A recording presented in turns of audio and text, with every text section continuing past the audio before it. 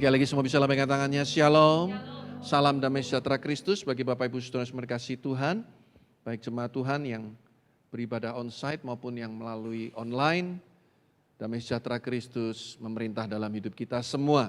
Nah, tema khotbah pagi hari ini yaitu benalu dalam kehidupan. Saudara, saya yakin kita tidak asing dengan istilah kata benalu. Benalu adalah tanaman parasit yang menempel di satu pohon dan biasanya ada di daerah-daerah tropis seperti di Indonesia. Dan benalu itu akan menempel di satu pohon dan kemudian mengambil sari-sari makanan dari pohon di mana dia menempel.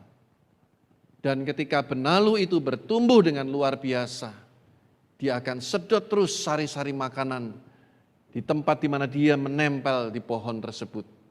Dia tidak berusaha sendiri untuk mendapatkan makanan, tapi dia hanya sekedar numpang, dia hanya sekedar mengambil keuntungan,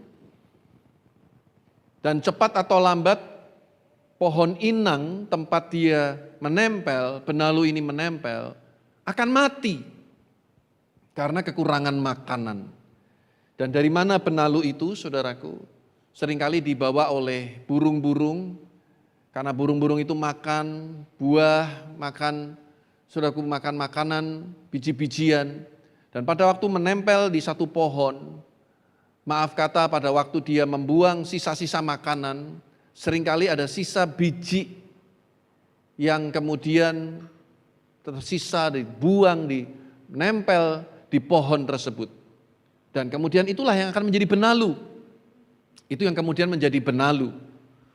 Nah, saudara, dalam kehidupan kita, hal yang sama juga bisa terjadi. Tanpa pernah kita sadari, saudaraku, ada benalu-benalu dalam hidup kita. Nah, sementara kalau saya boleh membayangkan, menggambarkan, burung itu adalah iblis, pekerjaan kuasa gelap. Ingat Tuhan Yesus pernah memberi perumpamaan tentang 4 macam tanah. Ada yang benih itu jatuh di pinggir jalan, ada yang di tanah berbatu, ada yang terhimpit oleh semak belukar karena tanahnya tipis, saudaraku. Kemudian juga ada yang tanah yang subur. Nah, ada yang dikatakan, saudaraku, ketika benih itu ditabur kemudian dimakan burung. Dan di dalam Injil Sinoptik, saudaraku, dikatakan itu adalah iblis. Bukan berarti bahwa burung itu selalu gambaran dari iblis, tapi dalam perumpamaan ini bicara tentang kuasa-kuasa kegelapan. Tuhan Yesus juga pernah memberikan perumpamaan tentang burung di udara, ya, bunga di padang. Jadi bukan berarti lalu pasti burung itu gambaran dari iblis. Ingat, pada waktu Yesus dibaptis, dia keluar dari sungai Yordan, ada burung merpati, ya, ada burung merpati yang turun dan ada suara dari sorga, inilah anakku yang kukasih, kepadanya aku berkenan. Jadi bukan berarti semua burung gambaran dari kuasa gelap. Nah, saudara, dalam kehidupan kita sebetulnya sama. Ada banyak hal kita tidak pernah menyadari. Ada benalu-benalu yang mengambil, menyedot, nempel dalam hidup kita. Dia menikmati kehidupan kita tanpa dia mau berusaha sendiri. Dan benalu itu, saudaraku, kemudian membuat kita kehilangan energi.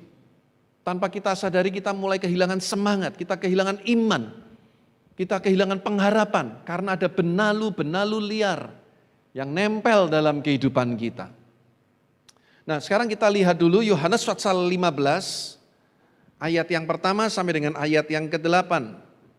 Yohanes pasal yang ke-15 ayat yang pertama sampai dengan ayat yang ke-8. Dikatakan, akulah pokok anggur yang benar dan Bapakulah pengusahanya. Setiap ranting padaku yang tidak berbuah dipotongnya, dan setiap ranting yang berbuah dibersihkannya, supaya ia lebih banyak berbuah. Kamu memang sudah bersih karena firman yang telah kukatakan kepadamu. Tinggallah di dalam aku dan aku di dalam kamu. Sama seperti ranting tidak dapat berbuah dari dirinya sendiri, kalau ia tidak tinggal pada pokok anggur. Demikian juga kamu tidak berbuah jikalau kamu tidak tinggal di dalam aku. Akulah pokok anggur dan kamulah ranting-rantingnya. Barang siapa tinggal di dalam aku dan aku di dalam dia, ia berbuah banyak. Sebab di luar aku kamu tidak dapat berbuat apa-apa. Barang siapa tidak tinggal di dalam aku, ia dibuang keluar seperti ranting dan menjadi kering. Kemudian dikumpulkan orang dan dicampakkan ke dalam api lalu dibakar. Jikalau kamu tinggal di dalam aku dan firman-Ku tinggal di dalam kamu, mintalah apa saja yang kamu kehendaki dan kamu akan menerimanya. Dalam hal inilah Bapa-Ku dipermuliakan, yaitu jika kamu berbuah banyak dan dengan demikian kamu adalah murid-murid-Ku. Amin. Saudara, digambarkan di sini Yesus adalah pokok anggur yang benar. Dan kita ranting-rantingnya. Kalau ada pokok anggur yang benar, berarti ada pokok anggur yang tidak benar. Ya. Nah, saudara, kalau Yesus dikatakan pokok anggur yang benar, kita ini ranting-rantingnya. Bapa di surga ini dikatakan pengusahanya. Bahasa Inggrisnya bagus, husbandman. Husbandman. Dari kata husband dan man. Husband itu artinya suami. Man itu pria, laki-laki. Jadi bapak-bapak di sini yang sudah berkeluarga, kita ini diibaratkan seperti petani. Ya, husbandman itu juga artinya petani. Istri, anak-anak kita itu seperti sawah ladang yang perlu kita lindungi, kita rawat, kita jaga keluarga kita. Nah, jadi saudara, kalau kita ini nempel di pokok anggur yang enggak benar, saudaraku, ya hidup kita enggak benar. Karena dari buahnya kita akan mengenal pohonnya. Disebut pohon apel karena menghasilkan buah apel. Disebut pohon jeruk karena menghasilkan buah jeruk. Jadi jangan sampai salah nempel, saudaraku. Ingat, Yesus pokok anggur yang benar, kita ranting-rantingnya. Bapa di surga itu pengusahanya, dialah petaninya, husbandman. Bapak-bapak, di sini kita harus berfungsi dengan baik sebagai seorang kepala keluarga. Dan dikatakan di sini yang tidak berbuah dipotong. Yang berbuah dibersihkan. Saudara mau yang dipotong atau yang dibersihkan? Halo? Mau yang dipotong atau yang dibersihkan? Pasti semua mau dibersihkan ya. Kalau dipotong berarti dicampakkan, dibuang, dibakar. Nah, dari bahasa aslinya airo itu sebetulnya artinya dikembalikan kepada posisi yang sebenarnya. Ingat, tanaman pohon anggur ini adalah tanaman rambat. Kalau itu ranting-rantingnya terlalu banyak, lebat, kemudian sampai ke tanah, maka ranting-ranting itu tidak bisa menghasilkan buah. Maka airo harus diangkat kembali, dikembalikan ke posisinya yang baik. Supaya bisa menghasilkan buah. Itu pengertian dipotong. Nah, kenapa banyak orang hidupnya tidak bisa maksimal? Karena tidak di posisi yang sebenarnya. Saya ambil contoh sederhana saja, pemain musik. Ya, kalau pemain drum dipaksa main keyboard, mungkin bisa tapi nggak maksimal. Karena biasanya beberapa teman pemusik ini suka mencoba gitu ya, belajar semuanya. Boleh sih. Dalam keadaan-keadaan terpaksa memang kita harus bisa rolling.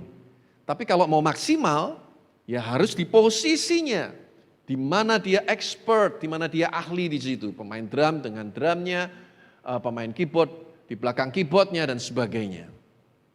Sama dengan saya kalau dipaksa mimpin pujian bisa. Tapi mungkin lebih enjoy kalau saya berkhotbah. Kebalikan dengan istri saya. Istri saya lebih enjoy kalau mimpin pujian. Kalau dapat jadwal khotbah, stres dia, saudaraku. Makanya sekarang saya kasih kesempatan dia. Ya, kalau dapat jadwal, kita jadwal, kamu tak kasih kesempatan mau berubah sampai hari Sabtu malam, tak kasih kesempatan. Oh, enak toh saudaraku. Aku nggak siap kok, saya sudah siap, begitu aja. Ya, saudara, karena apa? Mungkin istri saya lebih enjoy, lebih terpanggil untuk menjadi seorang pemimpin pujian. Dia dari kecil sudah terlatih demikian. Nah, saudara, airo dikembalikan kepada posisi yang sebenarnya supaya bisa berbuah. Nah, ternyata pengertian yang lain dari kata airo ini, saudaraku, ya betul-betul dipotong, disingkirkan, dibuang. Kenapa? Enggak berbuah. Saudara, ranting yang tidak berbuah akan dipotong dan dibuang. Tetapi ranting yang berbuah akan dibersihkan. Kata dibersihkan dari kata katario yang artinya selain dibersihkan itu juga dibersihkan dari kotoran. Termasuk apa? Benalu. Benalu-benalu yang nempel dalam kehidupan kita. Saudara, baik dipotong maupun dibersihkan sebetulnya sama-sama sakit, saudara. Cuman tujuannya yang berbeda. Yang satu untuk dimusnahkan, yang satu supaya menghasilkan lebih banyak buah.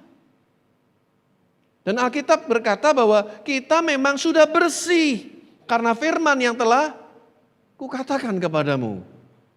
Yesus berkata, kamu itu sudah bersih. Kenapa? Karena firman yang aku katakan kepadamu. Nah, saya percaya setiap kali kita beribadah seperti ini, saudaraku, kita ini sedang terus dibersihkan oleh Tuhan. Semua benalu-benalu dalam kehidupan kita disingkirkan.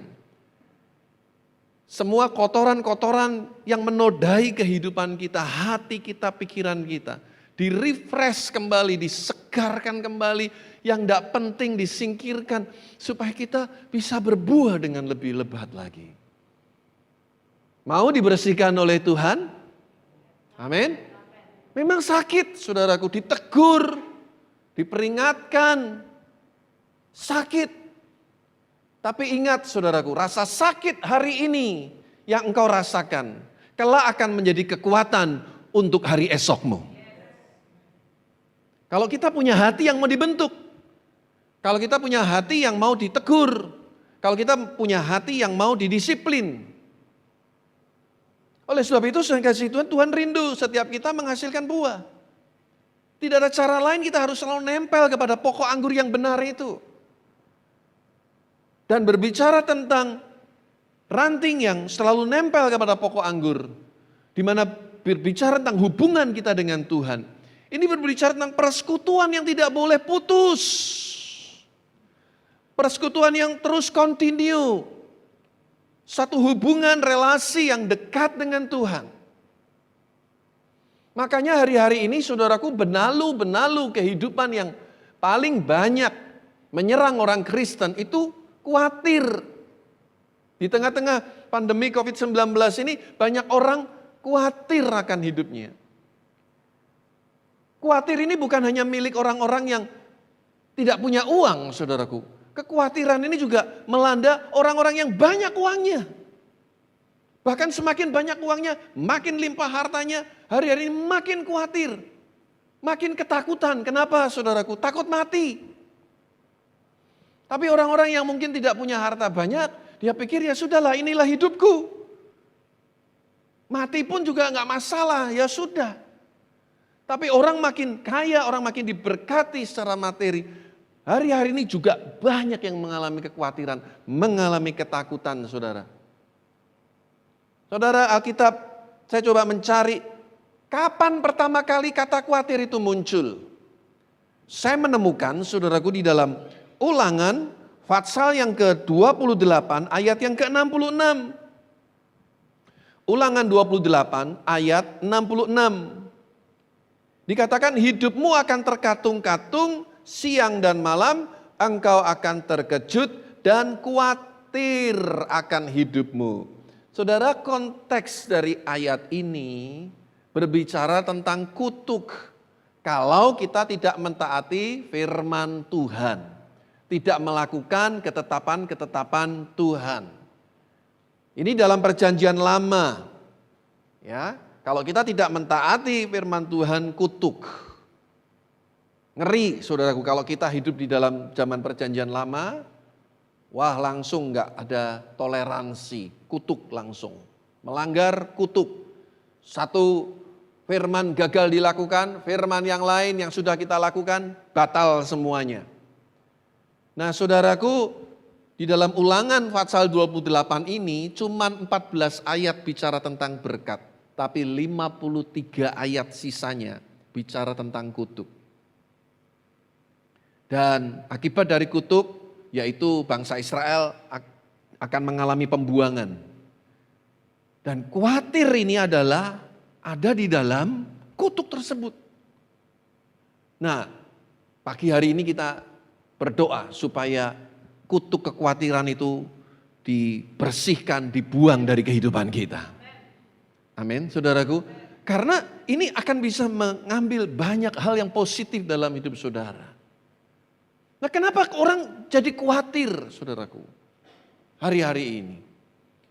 Karena hidupnya udah nggak punya fokus yang benar. Fokusnya bukan lagi kepada Kristus, tapi fokusnya kepada diri sendiri. Apa yang aku mau lakukan, apa yang aku ingin lakukan, apa yang aku ingin perbuat, itu yang aku lakukan. Apa yang aku ingin miliki. Dari Christ center to self center. Dan orang yang selalu hidup self center akhirnya akan menuju krisis center. Karena fokusnya nggak lagi kepada Kristus. Tapi kepada diri sendiri. Terus itu yang dia pikirkan, itu yang dia cari, apa yang menjadi keinginan-keinginannya sendiri. Seperti yang dikatakan di dalam surat 1 Yohanes pasal 2. Coba kita lihat ayat itu dulu, ayat 15 sampai 17. 1 Yohanes pasal 2 ayat 15. Janganlah kamu mengasihi dunia dan apa yang ada di dalamnya. Jikalau orang mengasihi dunia, maka kasih akan Bapa tidak ada di dalam orang itu. Sebab semua yang ada di dalam dunia, yaitu keinginan daging dan keinginan mata serta keangkuhan hidup, bukanlah berasal dari Bapa, melainkan dari dunia. Dan dunia ini sedang lenyap dengan apa? Keinginannya. Tetapi orang yang melakukan kehendak Allah tetap hidup selama-lamanya. Saudara, garis bawahi kata keinginan-keinginan ini. Ini yang membuat kita makin khawatir. Ini yang membuat kita takut. Ini yang membuat kita hidup dalam kecemasan. Di dalam Alkitab, saudaraku, ada cerita minggu yang lalu hari Selasa dalam ibadah doa malam online saya khotbah tentang runtuhnya tembok Yeriko. Itu Fatsal 6. Fatsal 7-nya, saudaraku, tiba-tiba Alkitab berkata bahwa orang Israel berubah setia. Baru saja mengalami kemenangan luar biasa. Tiba-tiba sepertinya paradoks di Fatsal 7, tiba-tiba Tuhan sepertinya kecewa dengan orang Israel. Kenapa, saudaraku? Ada seorang yang bernama Akan yang melanggar firman Tuhan. Di mana Tuhan sudah berfirman untuk tidak mengambil barang-barang yang dikhususkan oleh Tuhan. Tapi akan mengambil perak, jubah yang mahal-mahal, dia simpan untuk dirinya sendiri. Dia lihat itu mungkin dia sayang kalau dibakar. Waduh, sayang, dia ambil, dia simpan di dalam kemahnya. Dan gara-gara ketidaktaatan Akan ini, saudaraku, maka pada waktu peperangan melawan kota Ai, orang Israel kalah. Bisa menang dengan masalah yang besar dengan Yeriko, dengan kota kecil Ai, mereka kalah. Karena satu orang yang bernama Akan ini. Jangan anggap remeh dosa kecil ya. Gara-gara dosa kecil bisa berakibat besar. Gara-gara satu kesalahan kecil dari satu orang yang namanya Akan yang jadi korban banyak orang, saudara. Dan akhirnya dikumpulkan keluarga Akan, semua ternaknya, anak-anaknya. Dan mati di rajam batu dan dibakar, saudaraku. Lalu lembah itu disebut lembah Akor, the valley of trouble, lembah masalah. Karena keinginan-keinginan ini, saudaraku, yang membuat akhirnya Akan keluar dari firman Tuhan. Padahal kalau kita pikir-pikir hidup ini, saudaraku, kita mau nikmati, itu sangat indah dan luar biasa.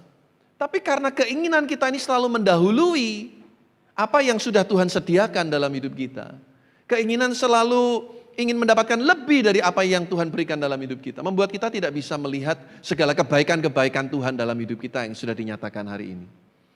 Ya, saya pernah bilang kan, kalau di desa kita kepingin enak ya tinggal di kota.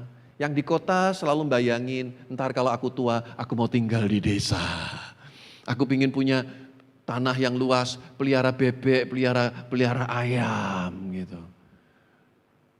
Waktu pergi pingin pulang, waktu di rumah pingin pergi.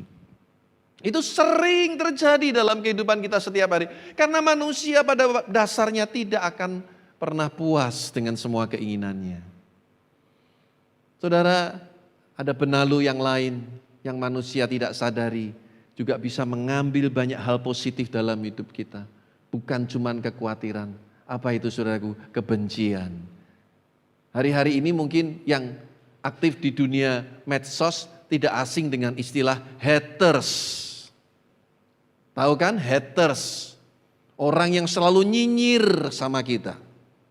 Orang yang selalu komennya negatif. Nggak pernah enak ngomongnya. Ntar kita posting lagi mau makan, tiba-tiba si haters nih muncul. Alah pamer. Baru makan gitu aja pamer. Nanti posting lagi doa, sok suci. Nanti posting berdua dengan suami, dengan istri, sok romantis. Pokoknya nyinyir terus saudaraku. Nanti foto sendirian, posting lagi sendirian. Si haters ini muncul lagi, kasihan deh lu katanya saudaraku. Hari-hari ini banyak haters di dunia maya. Dan kalau Anda nurutin, Anda nanggepin saudaraku si haters ini, yang rugi siapa? Diri sendiri. Capek, kesel, jengkel. Nanti akhirnya kalau dibales bisa berantem, ribut. Saya ingetin ya saudara-saudara, jangan suka memposting suasana emosi Anda di medsos dan meluapkan di situ. Ada loh saya pernah baca loh saudaraku. Kudu tak uyel-uyel, tak ida-ida, tak antemi. Waduh saudaraku, ini orang kenapa ini?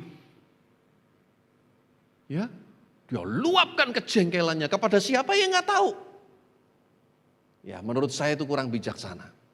Ada yang lucu lagi, saya sempat capture juga. Seandainya ada jam kunjung di sorga, aku akan mengunjungi mamaku setiap waktu. Dalam hati kecil saya, waktu mamamu hidup kamu nggak pernah ngunjungin. Sekarang di surga pakai posting-posting, ntar kalau di surga ada jam berkunjung, aku mau mengunjungi mamaku katanya saudara. Ya inilah dunia di mana kita hidup hari-hari ini. Semua kalau ditanggapin bisa, ya toh? Yang positif aja bisa jadi negatif, apalagi yang negatif.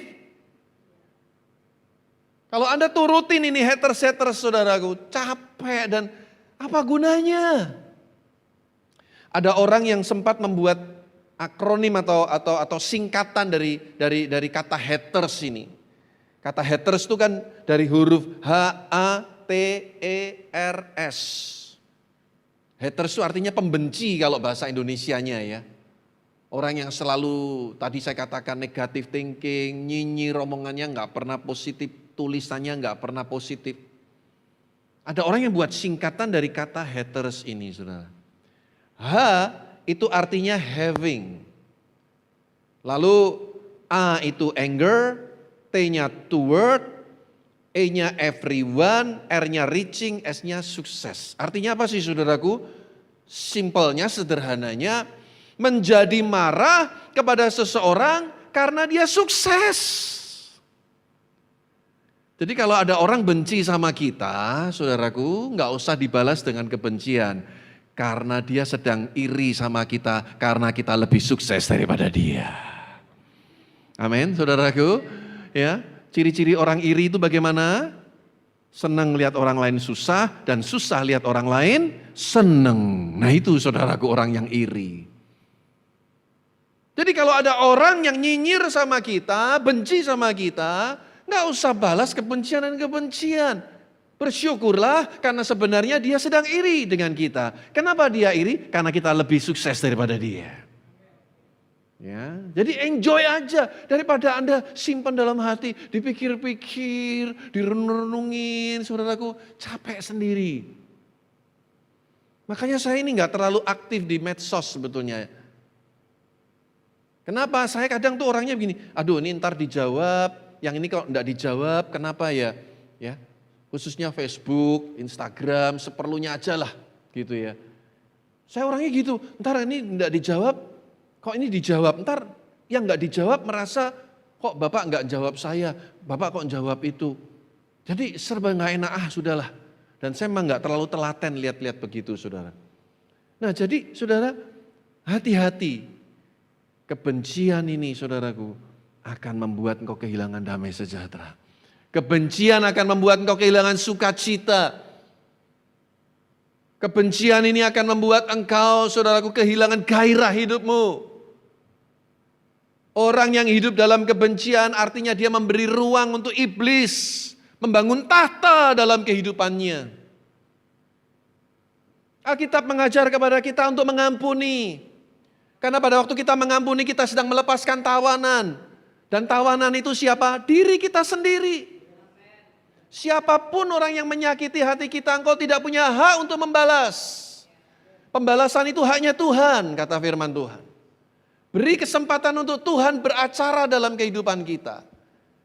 Karena pada waktu kita mengalami masalah-masalah dengan seseorang, saudaraku, Tuhan bukan sedang membersihkan hidup kita saja, tapi juga sedang membersihkan kehidupan orang lain. Tuhan juga sedang memakai dia untuk menggarap kehidupan kita. Itu yang dikatakan Roma 8:28, Tuhan selalu turut bekerja untuk mendatangkan kebaikan. Dan goal akhirnya apa? Ayat 29, ayat 30, kita makin serupa dengan Kristus. Kita makin serupa dengan Kristus. Jadi kata kebaikan ini membawa kita makin hari makin serupa dengan Kristus. Dalam kasihnya, dalam kesabarannya, dalam kemurahan hatinya, dalam kerendahan hatinya. Ini yang Tuhan kehendaki dalam kehidupan kita. Jadi orang jangan gampang diprovokasi. Jadi orang jangan gampang diprovokasi, saudaraku. Yang rugi diri kita sendiri. Ini benalu-benalu modern. Dan masih banyak lagi saya kalau kamu mau katakan, saudaraku. Banyak hal dalam kehidupan kita bisa menjadi benalu-benalu yang menghalangi kita untuk bisa bertumbuh di dalam Tuhan. Untuk kita bisa berbuah bagi kemuliaan nama Tuhan. Dan tiba-tiba tanpa kita sadari, saudaraku, ada manusia lama yang bangkit dalam hidup kita. Tiba-tiba manusia lama kita bangkit. Karakter-karakter yang buruk itu keluar lagi, saudara. Sifat-sifat yang buruk keluar lagi. Kenapa? Karena kita beri kesempatan kepada iblis. Makanya Alkitab mengatakan, Efesus 4 ayat 26. Kalau engkau marah jangan sampai berbuat dosa. Jangan matahari terbenam sebelum padam amarahmu. Artinya seperti yang Alkitab juga mengatakan, kesusahan sehari cukup untuk sehari. Sebelum matahari terbenam, selesaikan. Udah selesai. Ayat 27-nya, Alkitab katakan, jangan beri kesempatan kepada iblis.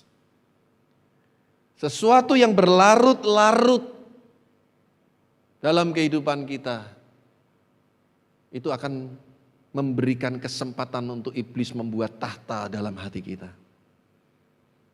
Sehingga kita tiba-tiba manusia lamanya keluar semua.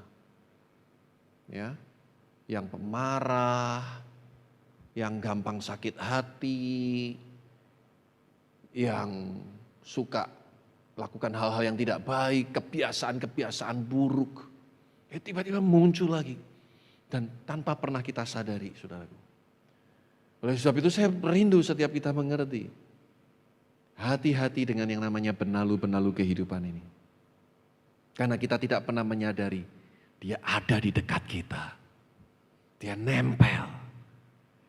Dia ambil sesuatu yang positif dalam hidup saudara. Sesuatu yang dibangun bertahun-tahun bisa runtuh dalam beberapa saat. Tiba-tiba cek mati aja itu, tanaman mati aja, kurus kering mati aja. Dililit sama penalu itu, saudara. Banyak orang Kristen gak pernah menyadari. Sampai tiba-tiba kerohaniannya mati. Imannya mati. Pengharapannya mati. Sukacitanya mati, saudara. Dan tiba-tiba dia baru menyadari sudah jauh sekali dari Tuhan. Lost contact. Saudara, kita ini semua pasti punya handphone. Ya toh? Semakin saudaraku kita dekat dengan provider, pemancar, sinyalnya makin kuat. Anda yang di mobil dengerin radio, semakin dekat dengan sumbernya, makin kuat suaranya, makin jernih, betul? Makin Anda jauh, makin nggak jelas, makin kemeresek saudaraku radio kita, suaranya makin lama nggak kedengeran. Tuhan mau kita selalu terus bangun koneksi yang baik dengan Tuhan. Nempel di pokok anggur yang benar itu, saudara. Sehingga kita bisa menghasilkan buah. Dan kita harus selalu siap untuk dibersihkan dari segala hal yang bisa mengganggu hubungan kita dengan Tuhan. Maka dari itu saudara, saya ingatkan Bapak Ibu Saudara untuk selalu mengerti akan kebenaran firman Tuhan ini. Karena persekutuan kita dengan Tuhan itu akan menjadi sumber kekuatan yang luar biasa. Disitulah saudaraku kita mendapatkan energi yang baru, firman-firman yang baru, yang menyegarkan, memberikan kita inspirasi baru. Tiba-tiba kita punya satu inner strength, kekuatan dalam diri ini. Dan pada waktu kita menghadapi satu pergumulan yang berat di depan, yang semestinya itu lebih besar daripada kekuatan kita yang dulu. Tapi karena kita sekarang kita dibangun dengan imun rohani yang lebih baik, maka saudaraku kita bisa hadapi itu. Makanya COVID-19 ini saudaraku sebetulnya obatnya itu sederhana. Apa? Imunitas tubuh kita. Kalau imun Anda bagus, Anda rajin olahraga, Anda minum vitamin, makan vitamin dengan tertib, teratur, saudaraku tidur dengan baik, lalu enggak stres, imunmu baik, saudaraku. 94% orang tuh sembuh kok. Sembuh. Angka kematian cuma 6%. Nah jadi saudara, bangun ini imun. Rohani kita juga harus dibangun. Supaya kita siap menghadapi segala kemungkinan. Karena kita tidak tahu apa yang akan terjadi di depan kita. Tapi ketika kita terus melekat kepada pokok anggur yang benar. Dan mau dibentuk, ya. Kalau gembala sidang mengingatkan gak sakit hati. Kalau ibu gembala mungkin mengingatkan juga diterima dengan baik. Kalau ada teman-teman kita yang lain ya mengingatkan kita untuk sesuatu yang lebih baik, kenapa tidak untuk kita lakukan? Ya, saya percaya kalau kita terus mau dibersihkan, hidupmu pasti berbuah lebat bagi kemuliaan nama Tuhan. Amin. Tuhan Yesus memberkati. Mari kita siapkan hati kita untuk bersekutu dengan tubuh dan darah Kristus. Haleluya. Bapak Ibu Saudara yang ada di rumah, mari kita juga siapkan roti dan anggur atau penggantinya. Dan kita boleh mengalami apa yang firman Tuhan katakan. Aku di dalam kamu dan kamu di dalam aku. Haleluya.